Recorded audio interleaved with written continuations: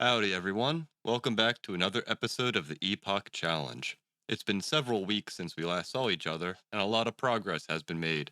As you can see in the top corner, we are in 1.2.6, the last update in Alpha Minecraft. These releases were focused on creating a multiplayer environment, and since this is a single player series, we won't be staying in Alpha Epoch past this episode. With that said, we got a lot to go over, and let's get started with the museum dedicated to the Alpha era. Alpha didn't add many new blocks to the game, but with the addition of redstone, a whole new concept of redstone engineering was unlocked, and a lot of space is dedicated to examples of redstone engineering, ranging from the simple lever to open a door or inverse it with a torch, to multi-input systems like the well-known RS NOR latch, the AND gate, the NAND gate, and we also have the first rapid pulse circuit using torch burnout.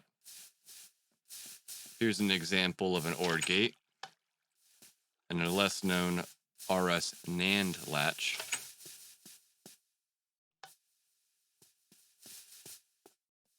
And last but not least, the XNOR gate. Many more redstone components will be introduced in the future, but even these simple designs are the basic circuits used in modern-day computers and electronics. Next is the cursed chest monster in the corner. I have a few items placed on the exterior of the chest, pressure plates and redstone items and such. And yeah, these inventories can be pretty cursed. Anything over 4 chests touching each other is pretty much unusable. This top chest is the important one though. This has all the new blocks added to the game. We got sugarcane, which creates paper and books, and when crafted with wood, bookcases. Cows were added, and we got leather and milk. In the middle here, we have redstone items redstone dust and torch, pressure plates, buttons, and lever, fences, boats, and a compass to find spawn, a note block, and the 2 current music discs. These little ovals took a few hours to collect, and multiple deaths occurred. The fishing rod introduced a new food fish. Surprising, I know. We have the different minecarts, furnace, and chest variety. Clocks were added and can be useful if you're underground and need to know if it's night or not. Paintings are a great addition to the game. I have already used close to a stack on a project that was hinted at last episode. We have the hell blocks from the new nether dimension, glowstone, netherrack, and soul sand. That was a whole experience I'll go over later. Back to the new additions. We have clay balls, clay blocks, bricks, and brick blocks were officially added. They were usable in earlier versions of Minecraft, but crafting recipes and world generation wasn't available yet. Slimes are added and have had many changes throughout the alpha releases. Currently, the slime balls dropped are useless and the mobs themselves have been basically removed from the game. And lastly, we have snow from the very rare snow biome. With the new content, some strange events also occurred. Up this minecart elevator is the second floor. This whole floor is dedicated to the odd items collected this epoch. On the left, we have the negative durability items. These golden hose had the same durability as diamond hose in one of the releases. So I used one of them until it was almost dead, and the other for a little bit more than a normal golden hoe. And that's why these guys have red durability bars. They're a little glitchy. The chest on the right is for overstacked items. Overstacked is having more than the max intended amount in one stack. We have snowballs and eggs stacked to 64, both of which will be downgraded in future updates. I am working on making a stack of 64 fishing rods. I ruined this stack by using one of the rods and seeing if the unused stack would combine with the used rod. It does. Next, we have a strange grouping of chests. These are all 0 stacked items. Having a 0 amount in the stack makes the items act like ghosts, unplaceable and strange. This occurred in 1.0.17_2, the update that added fences and this unintended bug. Since the bug was easily replicatable, I was able to collect every single item in the game as a zero stack. These items can easily vanish, so I can't show all the strange features they have. But with some editing magic, here is a clip of when I first discovered this glitch. I can show one example of this zero stacked weirdness. This chest over here has a copy of the zero stacked music discs from the other chest. If I take one of these discs and place them in this jukebox,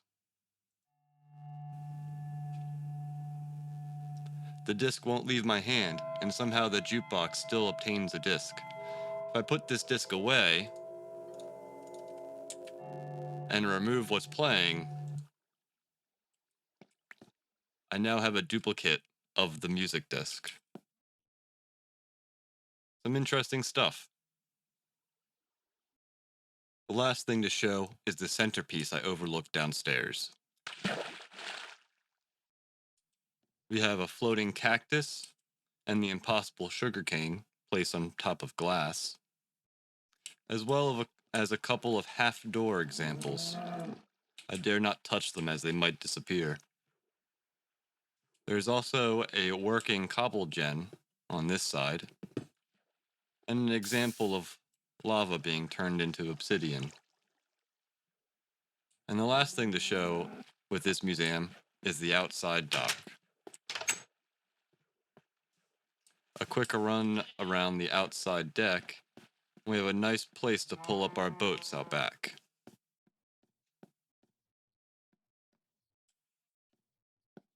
I also added this pile of all of the placeable blocks in the game. I might have missed a couple, but this shows that even with all the new content, there is still not many options to build with yet.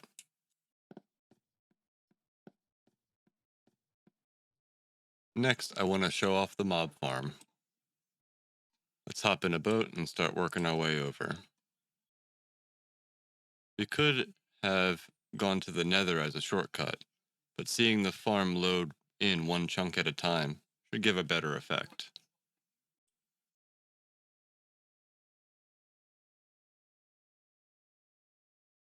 And here it is, our upgraded mob farm. Last episode this, A, did not work well, if at all, and B, was our main storage location. Now this giant structure works great. We stopped working on the farm a while ago. Falling off this tall structure caused several deaths. Tons of items lost to the surrounding ocean.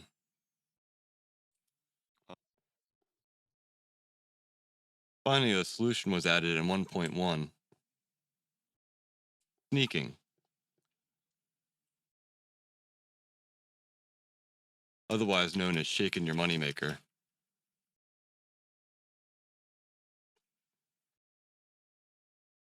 Now with the ability to cling onto the edge of blocks, expanding the farm and adding passive mob farm sections was easy peasy, and I only died a few times.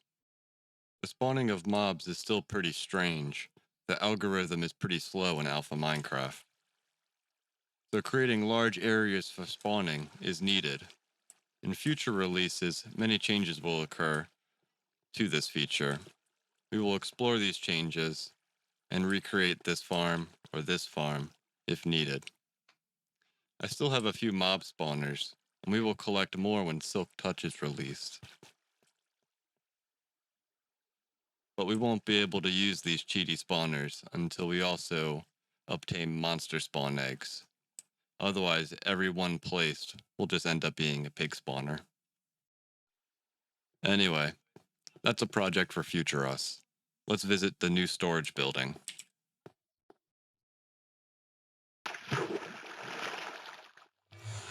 We can use a shortcut in the new Nether dimension.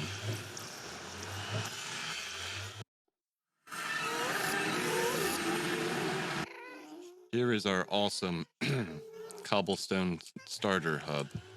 This is pretty difficult to make. It's mostly above lava, and currently pigmen will despawn while the gas don't seem to. As long as I was working on this hub, more and more gas would just end up being all around me, and they would just surround and blast me. I eventually conceded after many deaths and many stacks of items lost to go to the options here and cycle between peaceful and hard mode. At least it gave me a little bit of a break from all of those gas and all the terrible sounds they make. Behind the mob farm portal is the museum portal and the spawn portal way back there. And to the right over here is our main base and a little beachfront property area. We will dramatically improve this place in the future. Currently, only a few blocks are blast resistant and or fire resistant. So even if we wanted to improve the nether hub, gas could easily destroy it when we ventured outside of it. And the big reveal, a lot of new things to see. Since last episode, the cactus farm and the sugarcane farm were added. This area down here has been nicely decorated, and I added a quick access to the mine all the way down to Y0. The tree farm has mostly stayed the same. I added a glass roof. I'm not sure if that was new or not.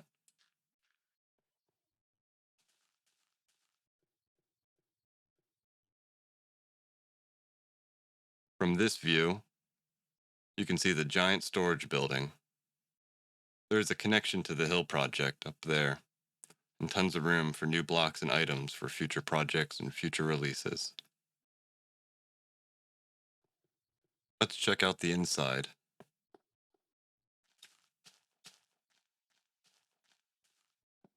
The largest grind was getting all this wool for these walkways. Sheep have to be smacked by a player to drop wool, and sheep don't regrow wool yet, so making collecting wool a very time-consuming effort. We have a ton of furnaces currently in the center of this area. These will be replaced with more functional features later. The majority of these chests are empty for now, like over here and over here. The left side is currently my building blocks.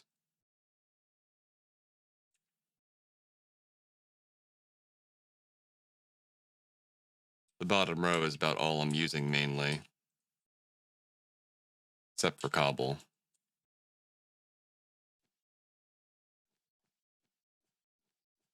The right side of this brick entrance is where I keep different farm drops, mob drops, some fancy items.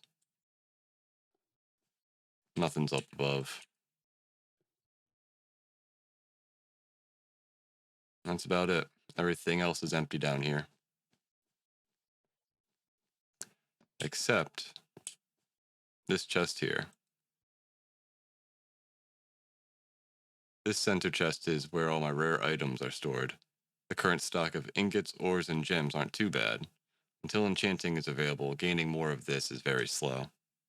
Onto the main staircase that leads up to the 2 rooms that I built. One on either side. One of these will probably be a bedroom. I guess a guest bedroom if I ever do multiplayer series or something. And then further up, we have the top of the hill room that we created a while ago. Added a roof. I guess this could be called the observatory. Doesn't have too bad of a view. Can't see the mob farm from here. Well, with the sunlight, I guess the edge is visible. And with that, we are all caught up to the progress that has been completed. Everything was live streamed on twitch.tv. You're welcome to stop by and say hi. Currently, there is no permanent schedule, but the plan is to live stream every day in June after 8 p.m. GMT or 4 p.m. Eastern Time. We'll see how well it goes. No promises on length or punctual starting time, but that's the goal for June. So what are we doing this episode? Let's make a dock near our main base. This will be a quick project that we can add to in the future. Maybe a custom boat can be done in the next episode. The main design will be similar to the docks at the Alpha Museum. That shape helps keeps the boats from flying away when exiting. Place is going to be right out front of our main storage building. A little editing magic later. Forgot to collect items to build the dock. So first, I'll clear the area of cactus and level the sand.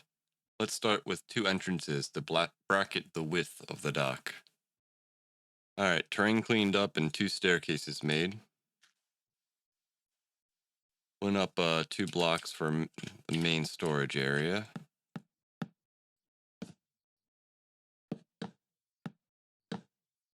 These types of places always have a chest with crates and, luggage that was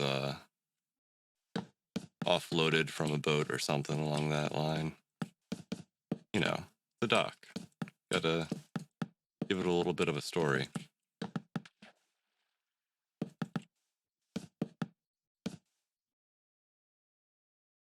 Fast forward a bit, reused the stone slab and fence design, and I got this water level started. I'm gonna add a couple of platforms sticking out, and I'll get back to you. So I got into the rhythm and finished the dock. Added both platforms, made a nice entrance, decorated the place with some paintings, chests and bookshelves to give it that lived-in look. Added some up here, some logs with rails to make it look like they're attached and nicely not gonna roll away. I left this side open for expansion. The new boat we're getting in the next episode will probably need a taller platform to dock at, but that's a future project. If you made it this far, please subscribe and give it a thumbs up if you enjoyed the content. We will conclude the Alpha Epoch. The next episode will be the first of Beta Minecraft. Lots of new content and bugs to look forward to, and even more building, collecting, and exploring to be done. So stay tuned to the next episode of ZeroPointBob's Let's Play series, the Epoch Challenge, and share this video with anyone that might enjoy it. Thanks for watching. Peace.